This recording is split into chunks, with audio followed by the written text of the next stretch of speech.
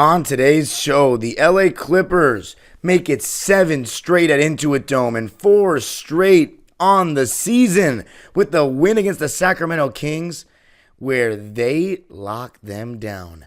How are we doing this well without Norman Powell? In fact, undefeated without Norman Powell? Going to be talking about it all on today's Locked On Clippers.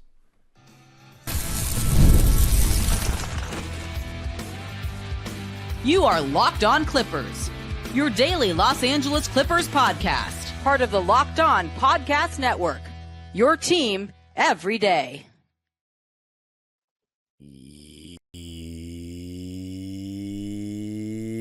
Yes, sir. You were locking in with the Clips. Thank you for making Locked On Clippers the first listen of your day, your team every day.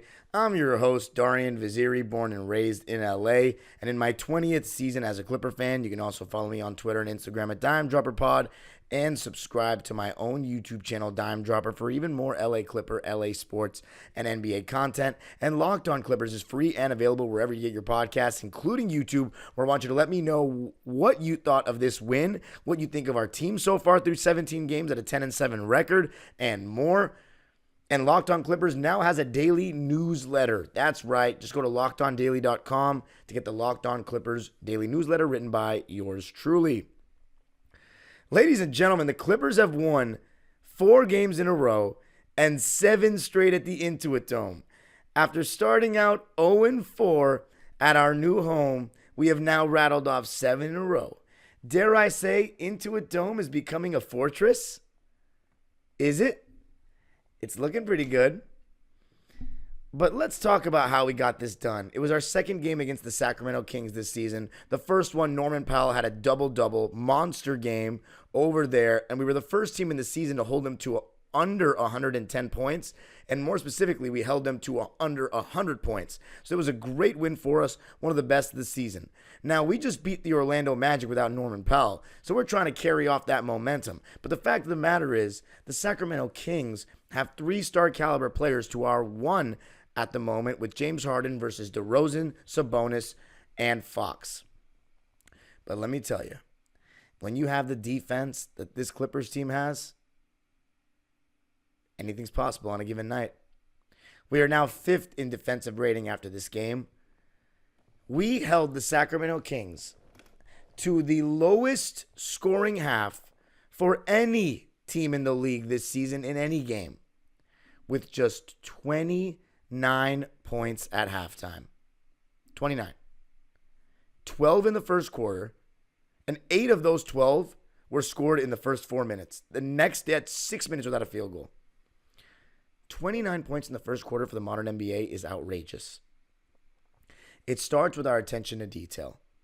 We're switching everything 1 through 4. So all those off-ball actions that the Kings are running with Sabonis off the ball, we're switching and snuffing out all those. There were no miscommunications, no moments where 2 are running at the ball and somebody was open on a back door, none of that.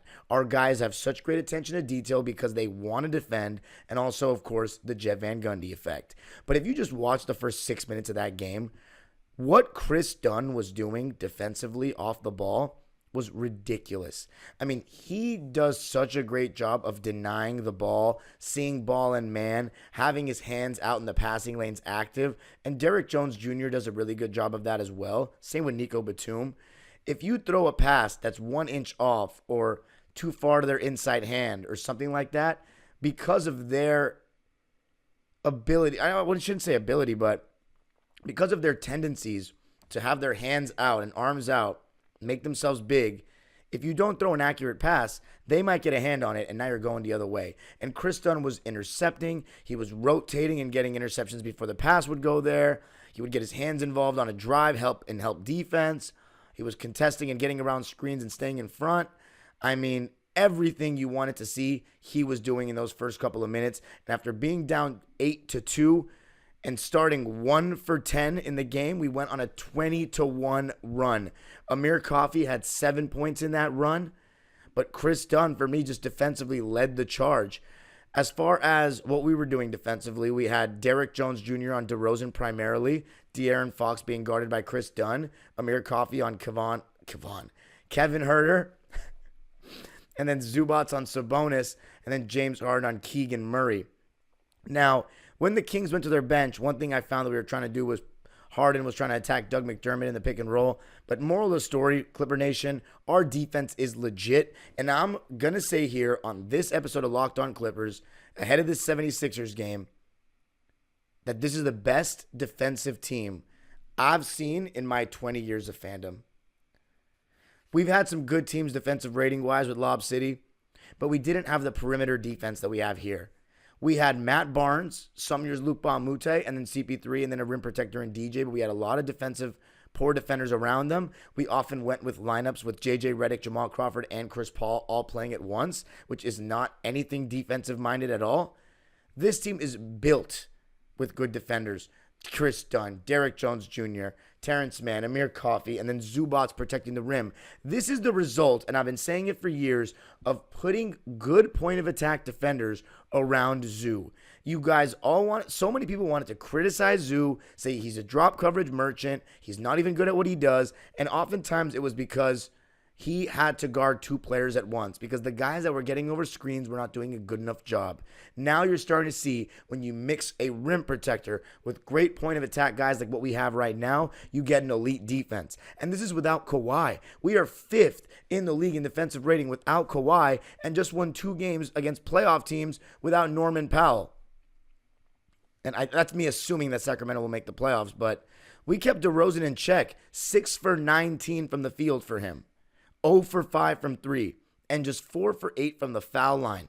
Want to know a great stat from the Clippers side of things? We went 16 for 16 from the foul line, 10 of those 16 from James Harden. But the defense is the story. We held the Kings to 88 points. How many times do you see NBA teams get held to under 90 these days?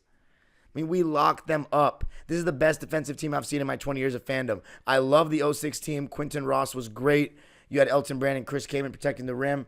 But this is special. And when you got guys like Kevin Porter Jr. coming off the bench and getting his hands in the passing lanes, and he's playing good defense, and Nico Batum and Terrence Mann, this was the first game, and I think we've been good defensively in almost all the games, but this was the first game where I looked at the way we were rotating and the way we were talking and how hard it was for the Kings to get good looks and how they were always going to option C and D for shots. I was like, these are tendencies of a lockdown team. Not a good defensive team, but a lockdown team that's really building their confidence as a team defensively. And I've never felt that way about the Clippers before. But I got that feeling watching us force a shot clock violation in this game with our closeouts. Or I don't know if it was a shot clock violation or just a possession that went really deep into the shot clock, but we made them swing it so many times because our rotations were so good. I was like, wow. And even though De'Aaron Fox kind of came alive in that second half and they scored 59 points in the second half, by only allowing 29 points in the first, we were already fairly out of sight. I mean, the fact that we went up 25 points on Sacramento without Norman Powell and, of course, Kawhi, it just tells you what you can do when you build a great defensive team. But you do need some offense, and the man in charge of that, James Harden, we're going to be talking about coming up.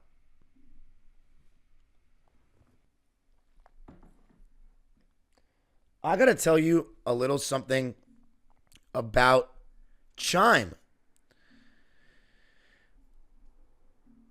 We've all hit a point where we realized it was time to make serious money moves.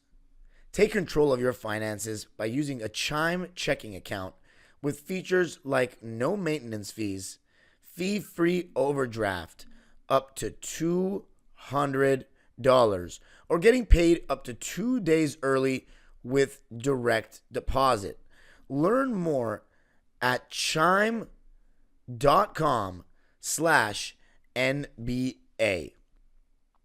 Chime helps you make progress with fee-free overdraft up to $200. Your next deposit is applied to your balance with no monthly fees or maintenance fees and over 50,000 fee-free ATMs. Set up direct deposit in your Chime account. After a qualifying direct deposit of $200+, Chime will notify you to enroll in SpotMe. And with an activated debit card, Chime will spot you up to $200 when you exceed your balance. Your next direct deposit is applied to your negative balance, and Chime never charges fees or interest for using SpotMe. Make your fall finances a little greener by working towards your financial goals with Chime. Open your account in 2 minutes at chime.com/NBA. That's chime.com/NBA. Chime feels like progress. Banking services and debit card provided by the Bancorp Bank, N.A. or Stride Bank, N.A. members.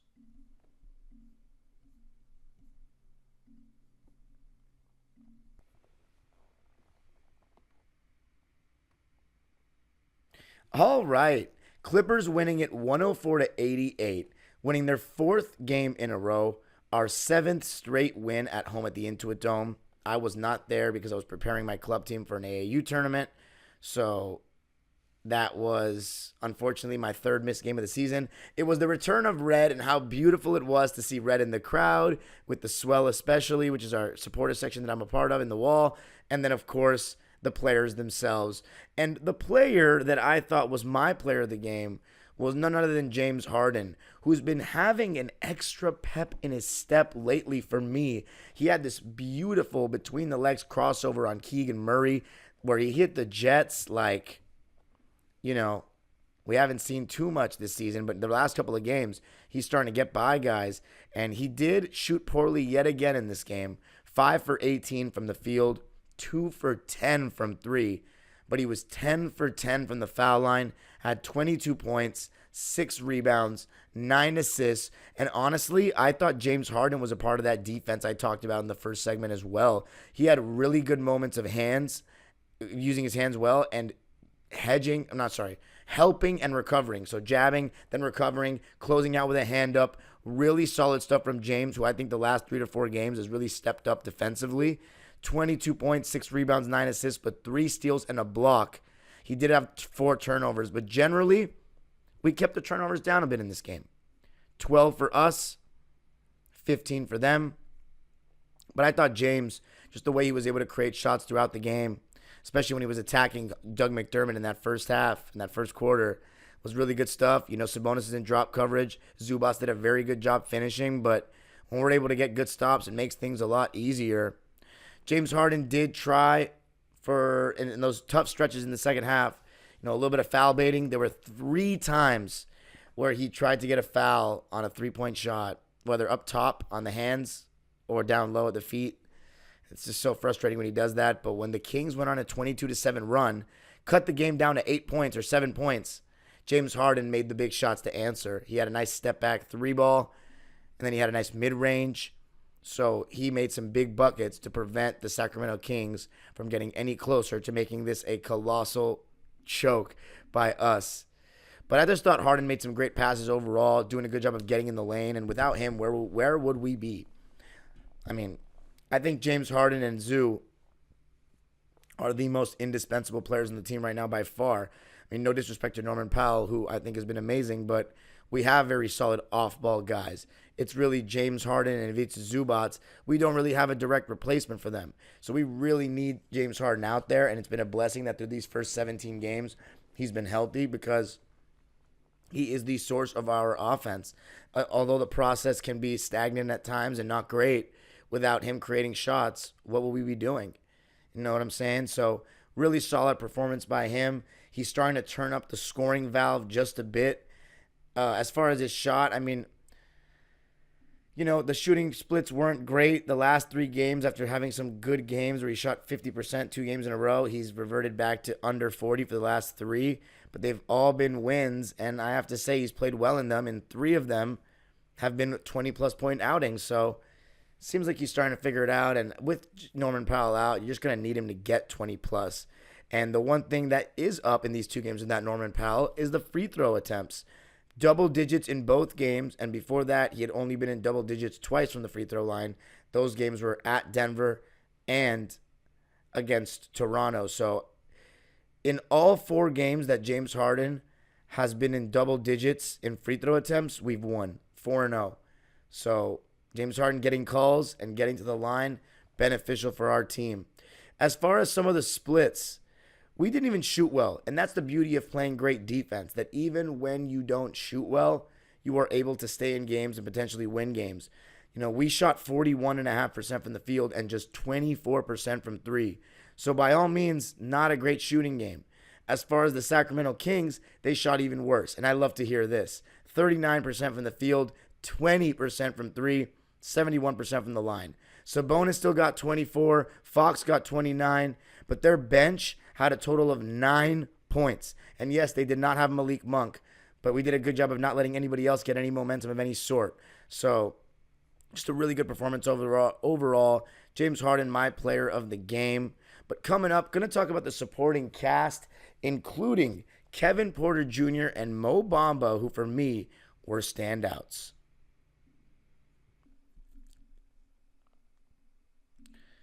I got to tell you a little something about Robinhood. With Robinhood Gold, you don't need a silver spoon to eat up the financial favors of the 1%. Robinhood Gold allows others to get the rates and perks usually reserved for the high society.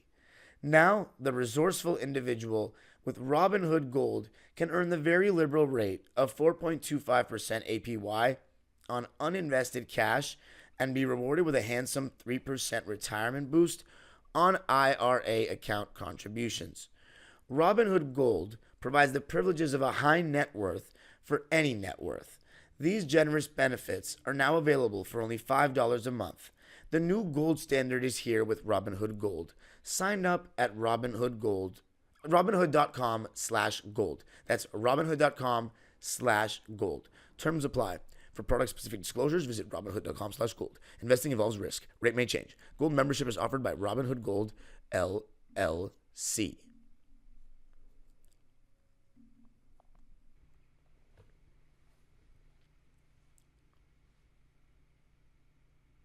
All right, so the Clippers winning a very impressive one, 104-88 to make it 7 straight at the Intuit Dome, 4 straight on, just in general.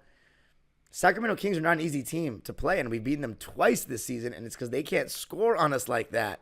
And a lot of teams are going to struggle to score on us. Now, one of the biggest reasons for that is Ivica Zubac. His presence around the basket is so great. His jump hooks have been fantastic. There was a stat in the broadcast that he's made more hook shots, quote unquote, than anyone in the league. And I know not a lot of them are actual hook shots.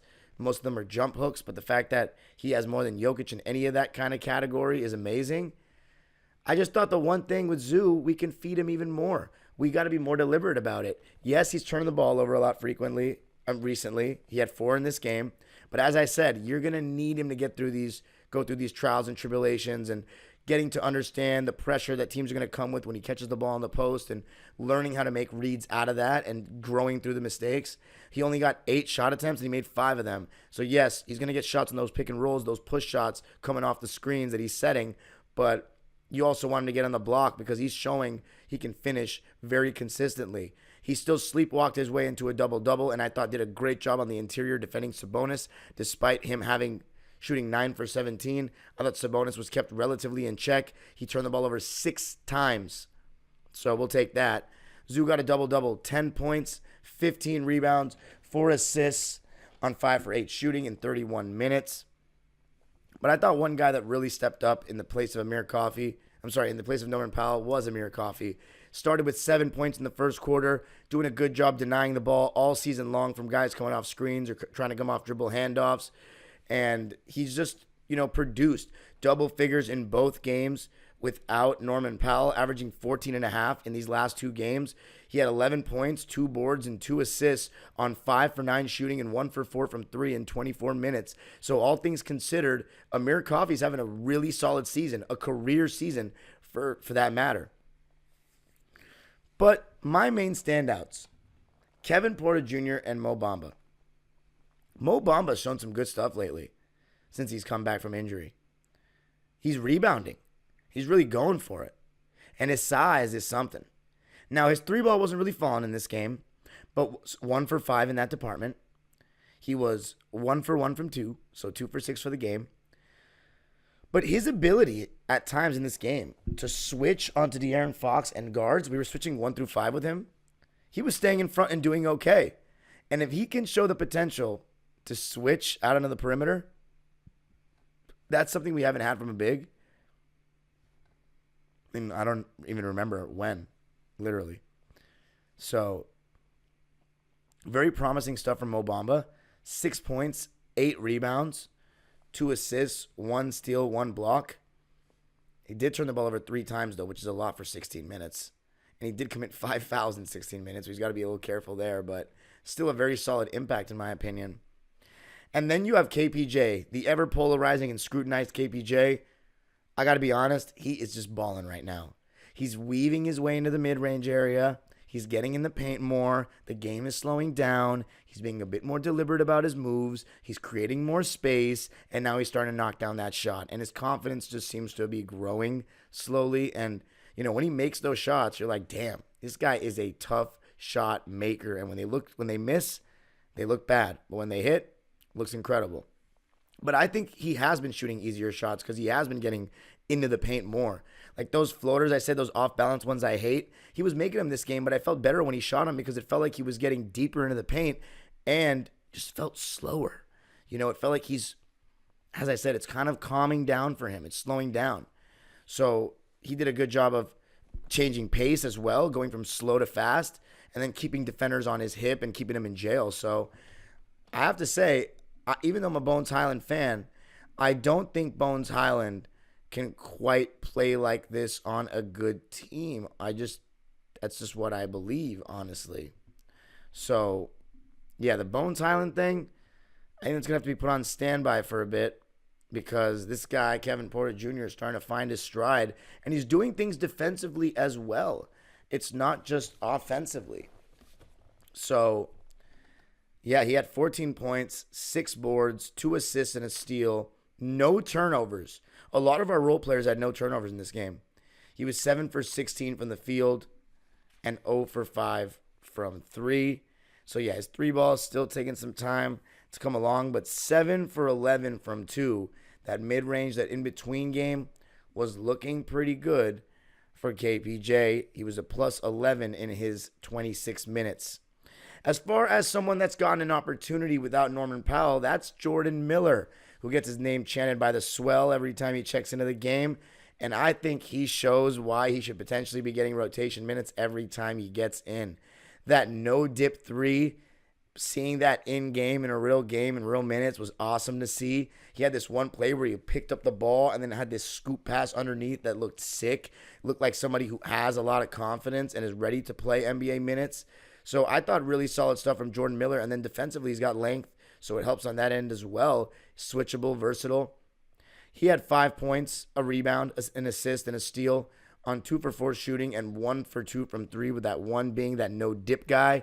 Terrence Mann, much more solid performance coming off the bench in this one. I think the majority of his games off the bench have been pretty good. He had 5 points, 1 rebound, 2 assists, 3 steals, some really good closeouts and rotations, and no turnovers on 2 for 3 shooting and made his only 3. So I saw his 3-point percentage is at 29 right now, but because he hasn't taken too many, I think if he continues to shoot with a little bit more confidence like he's been shooting the last couple of games since he's been coming off the bench, then that percentage will slowly start to rise. Solid outing from him. Then Nicholas Batum, I was happy with what I saw from him because he was hitting his 3 ball, and that's been a little slow for him so far this season. And defensively, you're always going to get pretty good stuff from him. 9 points, 3 rebounds on 3 for 6 shooting and 3 for 5 from 3. There's no coincidence that Nico Batum is back on this team and we've gotten better defensively because that's what he does. So he went 10 deep with KPJ, Jordan, Terrence, Mo, and Nico. And I thought they were all pretty solid. KPJ outscored their entire bench by himself, and Nicholas Batum literally tied their bench by himself. As far as Chris Dunn, his stat line would never be able to tell you just how well he played. 5 points, 8 rebounds. Well, this part is good. 8 rebounds, 4 assists, 3 steals, and no turnovers. But he shot 2 for 11 from the field and 1 for 6 from 3. And it is to be noted that James Harden was getting double-teamed late in the game, even with the way he was shooting. They were still throwing 2 at him and trying to make somebody else beat them. So it's partially because of James Harden's playmaking, but also because they're okay with other guys beating us. Derrick Jones Jr., I thought he was awesome in this game on both ends of the floor. Defensively, doing a great job, and then offensively, doing a good job attacking closeouts, going to the basket hard. That's why he got 5 free throws, which was the most of any player on our team outside of James Harden. Made all 5 of them. And then 6 for 13 from the field, even though he was 0 for 4 from 3. So 6 for 9 from 2. 17 points, 4 rebounds, 1 assist, and a steal in 30 minutes for Derrick Jones Jr. He's been awesome to start the season in his Clipper tenure. And James Harden I already talked about. So that was the stats. 104-88, the Clippers win it. 1-1 now in the in-season tournament. So, by the way, I loved our court, too. It's pretty nice. We'll take that. Derrick Jones Jr. was 17. I mean, how great is that? Second leading scorer. And then KPJ, poor Bones Highland. He's really hooping right now. So, on Sunday, we got the Sixers. That should be a fun one. No Paul George, though. No Embiid. And I believe no Maxey. So, Jesus, we should win it, huh? Let's get it going. Let me just double check that injury report. Because last I checked, Paul George is out and Joel Embiid is. I know Joel Embiid is out. Is Maxey back? Maybe Maxey's back. Let's see. Oh, no. So Tyrese Maxey is going to play. Paul George is out. Joel Embiid. I heard that Norman Powell is also out. So never mind. It looks like Tyrese Maxey will be playing. And that Jared McCain, he's been playing well. Yeah, so Maxey's back. So Maxey will be playing. No Paul George, no Embiid. Let's go out and get a W. You can follow me on Twitter and Instagram at DimeDropperPod. Subscribe to my own YouTube channel, Dime Dropper, for even more LA Clippers content. I went live directly after the Rockets game. So if you wanted to, the Kings game. So if you wanted a quicker reaction, I went live right after that. Check that out. And Locked On Clippers is free and available wherever you get your podcasts, including YouTube. Make sure you subscribe, hit the notification bell. Let me know what you thought of the video, what you thought of the game. And Locked On Clippers now has a daily newsletter. Go to LockedOnDaily.com to find it. The age-old proverb continues, go Clippers.